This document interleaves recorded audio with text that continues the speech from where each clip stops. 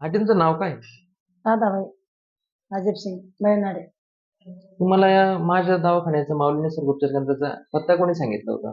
ती चांदवड म्हणून तिची माझी बहीण आहे. हं. तिनं तिथे बरेच पेशंट सुधारले म्हणे, मग तुम्ही पण येऊन पहा म्हणे.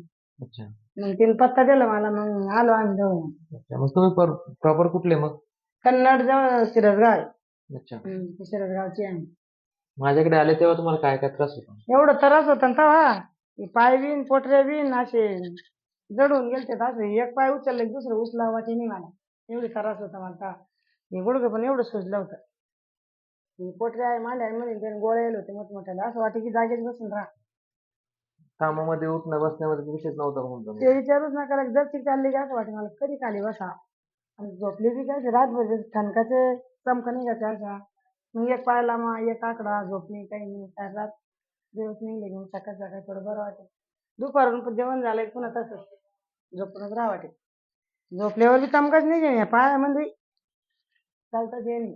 असं वाटे आता करावं काय, कुठे जा. कोणी म्हणे चाळीसगावला जा, कोणी म्हणे औरंगाबादला जा. पण ती बाई म्हणे तुम्ही इथे करा म्हणे एकदा, मग नंतर काही करा म्हणे.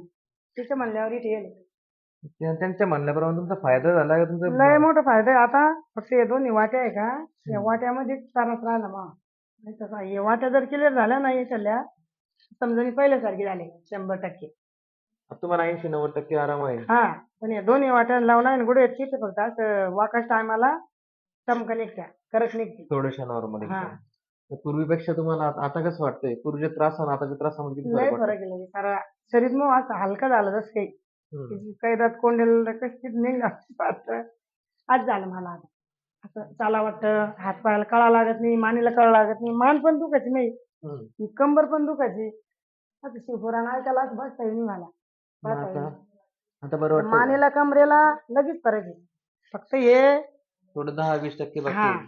जास्त नाहीये. या वाटीमध्येच फरक राहिला मग थोडा. ते पण होऊन जाईल ना आजी. आता ते हा. आणखी तुम्हाला पुढच्या ते ट्रीटमेंटला जर हे जर चांगलं झालं ना तर मग कुठेच नका त्रास राहिला नाही. मी तुम्हाला फिरायचं सांगितलं होतं. मी तुम्हाला फिरता येतंय ना आता? हा, फिरा वाटतं ना, पण असं लय लांब चालले का की मग असं वाटतं की थांबून जा थोडं. अच्छा. हा, मग पूर्वीपेक्षा तुम्हाला फिरायला, कामामध्ये, लय मोठा फरक आहे. जेवणामध्ये पण फरक झाला हा, असेल? झोप पण लागत संध्याकाळ सकाळ. रात्री बेस लांबले ना पाय तर लांबचे लांब राहते दिवस निघत नाही तर असं रग लागत असं वाटतं याला लांब याला असला. टगमग टगमग जीव करे.